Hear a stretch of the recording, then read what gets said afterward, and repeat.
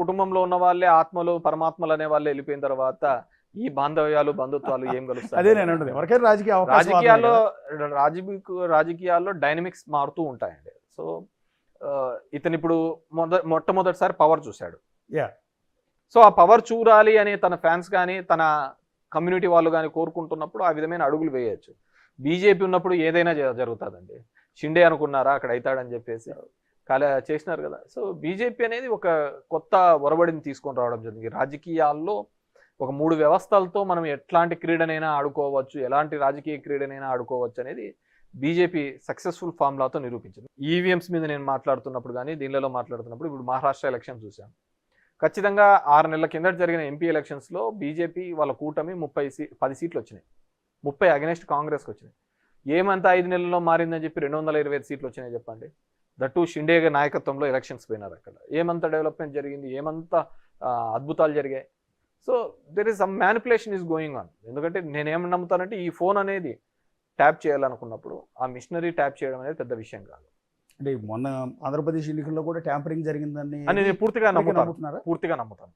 అలా నమ్మకపోతే సుప్రీంకోర్టు ఇచ్చిన గైడ్లైన్స్ ప్రకారం ఎస్ఓపి కౌంటింగ్ చేయాలి, ఈవీఎంలు అనేది కౌంట్ చేయాలి అని ఇచ్చినప్పుడు దానిలో ఎంత ఉండాలి అనేది వీళ్ళు ఆ పద్ధతి కాకుండా మొత్తం అదంతా జీరో చేసి మళ్ళీ ఓట్లన్నీ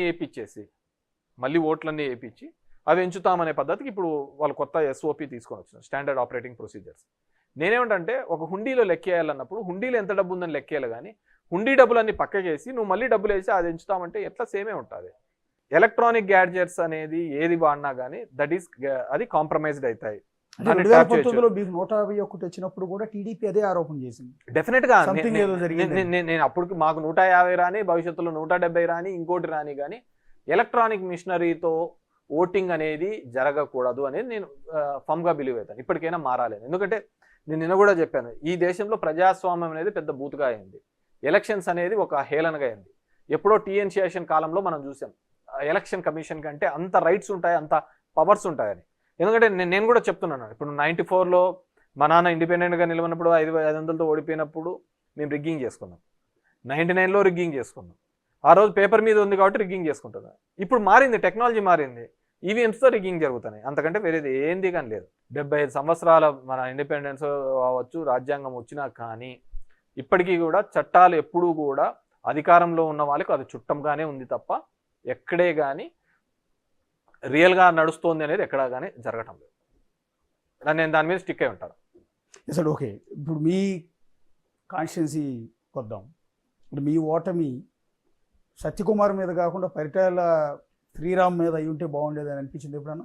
ఎవరి మీద ఓటమి రాకూడదనే కోరుకుంటాము. దానికి అంటే ఓడిపోవటం అనేది ముందు వచ్చిన సత్యకుమార్ ఏ దెబ్బ అయితే వాంతో కొట్టించుకున్నా ఈయనతో కొట్టించుకున్నా ఒకటే దెబ్బలే కదా పడేది. అలాని కాదు నేను అనేది. బేసిక్గా ఒక రాజకీయాల్లో మీరు ఇంతకుముందు అన్నట్టుగా ఎందుకు నిస్తేజపన్నారు, ఎందుకు అంటే అరే నేను 5 ఏళ్ళు 6 ఏళ్ళు అంటే నాకు మొదటి నుంచి కూడా నా ధర్మవరం నియోజకవర్గంలో, సరే ఇప్పుడు సోషల్ మీడియాలో వచ్చి గుడ్ మార్నింగ్ అనేది తెలిసిండొచ్చు, కానీ నేను 2008 నుంచి తీసుకొని వచ్చి ధర్మవరం నియోజకవర్గంలో జరిగిన ప్రతి అభివృద్ధికి కూడా కారణం నేను. మీరు ఎక్కడైనా ఏదైనా చూసుకోండి, అది నా పేరు మీదనే ఉంటుంది, నేను చేసిన అభివృద్ధి. కానీ సరే అంటే నా సొంత డబ్బులేం కదా, ప్రభుత్వం నుంచి తీసుకొని వచ్చి ఒక వారధిగా నేను పనిచేసినాను. ప్రజలకు అందుబాటులో ఉన్నాను. ఎన్నో అలిగేషన్స్, ఎన్నో తిట్లు అనవసరమైనవి అన్నీ భరించి అన్నీ చేసి ప్రజలకు అందుబాటులో ఉండి ఒక పేదవాడికి ఏ కష్టం వచ్చినా, ఇప్పుడు నేను 27,000 ఇండ్లు మిగతాదంతా సెంటు కట్టించిన, నేను 2 సెంట్లు ఇచ్చిన.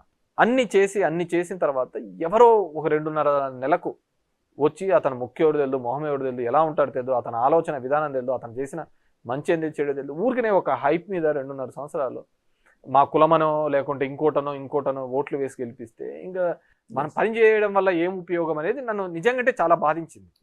4 పిల్లలా? పెద్ద పాప ఎవరు? ఎంతరా నీ వయసు? 7. నెక్స్ట్ పాప ఎవరు? నీకెంత? 5. 3 ఏళ్ళ పాప ఎవరు? 3 ఏళ్ళు. సంవత్సరం పాప ఇది ఉయ్యాల్లో ఉందా? ఇప్పటికైనా యుద్ధం ఆగిందా లేదా? కుటుంబాన్ని అంతా వదిలిపెట్టి ఇప్పుడు నేను బయటికి కనపడేంత వరకు నేను తిరుగుతున్నాను. నా వైఫ్ తిరిగింటుంది, ఒక 2-3 సార్లు తిరిగింటుంది టౌన్ అంతా. మా తమ్ముడు తిరిగింటాడు, ఒక 3-4 సార్లు తిరిగింటాడు. ఏ కష్టం వచ్చినా ఎంత అంటే అంత డబ్బులు ఇచ్చింటాడు, పిల్లల చదువు కోసమో కష్టం ఉన్న ప్రతి చోట కూడా సాయం చేసింటారు. సరే ఇప్పుడు కొత్తగా వచ్చినాడు కదా, చూడండి అతన్ని కూడా చూడండి, రెన్నాళ్ళు ఏం తప్పు ఉంది. అతను చూసిన తర్వాత నాకు కూడా టైం దొరికింది నా ఫ్యామిలీతో స్పెండ్ చేసుకోవడానికి, నాకున్న చిన్న చిన్న కోరికలు తీర్చుకోవడానికి, నీతి కోరికలు తీర్చుకొని వస్తాను. పార్టీ ఆదేశించిన కార్యక్రమాలన్నీ పార్టిసిపేట్ చేస్తా పోతాం. మేబీ నేను భవిష్యత్తులో కూడా ఆ విధంగా గుడ్ మార్నింగ్ అనే కార్యక్రమం పేరు మీద నేను అంతగా కూడా తిరగలేనేమో. ఇంట్రెస్ట్ పోతుంది కదా ఆటోమేటిక్గా. ఇంత కష్టపడినా కూడా, ఇంత కష్టపడినా కానీ లాస్ట్ వచ్చే ఎవడో గాలికి అట్లా గెలిచిపోతా అంటే మనకేముంటుంది, ఆ రోజు మనం గాలి ఎట్లా వస్తే అట్లా చూద్దాంలే అనే పద్ధతికి వస్తుంది. కానీ డెఫినెట్గా మా పార్టీ తరఫున కావచ్చు, ప్రజల తరఫున కాబట్టి ఏ కష్టం వచ్చినా కానీ డెఫినెట్గా నిలబడతాను. ఎందుకంటే నాకు ఇంకో వృత్తి తెలియదు, నాకు ఇంకో విద్య తెలియదు. చివరిగా ఒక మాట అండి, మీ బాబాయ్ గారు పెద్దారెడ్డి గారు తాడిపత్రిలో జేసీ ఫ్యామిలీని ఎదుర్కొని నిలబడిన ఏకైక వ్యక్తి అని చెప్తూ ఉంటారు. అలాంటిది మొన్న ఎన్నికల్లో ఆయన పరాజయం పొందిన తర్వాత ఇంతవరకు కాన్స్టిట్యున్సీలో ఆయన అడుగు పెట్టలేకపోతున్నారు కదా. కాన్స్టిట్యున్సీలోకి 2-3 సార్లు పోవాలనే ప్రయత్నం చేసినారు. అటాక్ జరిగింది కదా, ఇంటి మీదకి జరగలేదు. అది సోషల్ మీడియాలో వచ్చినదంతా ఎలక్షన్స్ రిజల్ట్స్ మధ్యలో వచ్చిన గొడవ. ఓకే, ఆ సోషల్ మీడియాలో. కానీ ఇంటి మీదకి అటాక్ జరగలేదు. కానీ పోలీసు వాళ్ళు ఎస్పీ గారిని ఒక 10 సార్లు కలిశారు. 2-3 సార్లు పోయే ప్రయత్నం చేసిన ప్రతిసారి సిఐలు వాళ్ళు అరెస్ట్ చేయడం, మళ్ళీ వెనక్కి తీసుకొని రావడం జరుగుతుంది. కోర్టుకు కూడా పోవడం జరిగింది, హైకోర్టులో కూడా అది నడుస్తుంది. నాకు తెలిసి ఒక 2-3 డేస్లో ఏదో ఒక ఆర్డర్ వస్తుందని అనుకుంటున్నాము. సరే, ఇప్పటి వరకు అయితే ప్రభాకర్ రెడ్డికి అయితే గవర్నమెంట్ ఉంది అని నడిపిస్తున్నాడు. సో నీ వారసుడుగా నీ కొడుకుని తీసుకొని వచ్చి పెట్టు. What's next?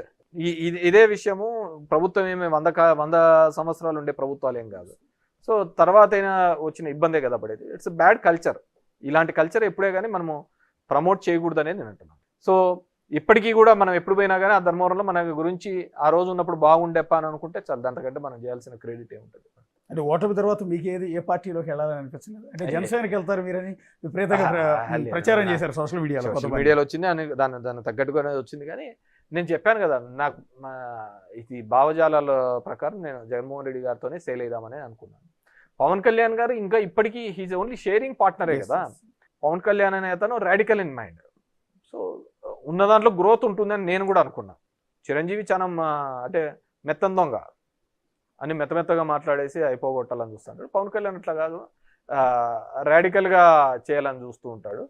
So we have to wait and see. నేను అలాంటిలేదు, I will sail with the Jaganmohan Reddy. Maybe Jaganmohan Reddy అధికారంలోకి వచ్చిన తర్వాత ఏమన్నా రాజకీయాలు వద్దనుకున్న రోజు పక్కకు వస్తాను. ఎస్, థ్యాంక్ యూ వెంకటరామరెడ్డి గారు. Thank you.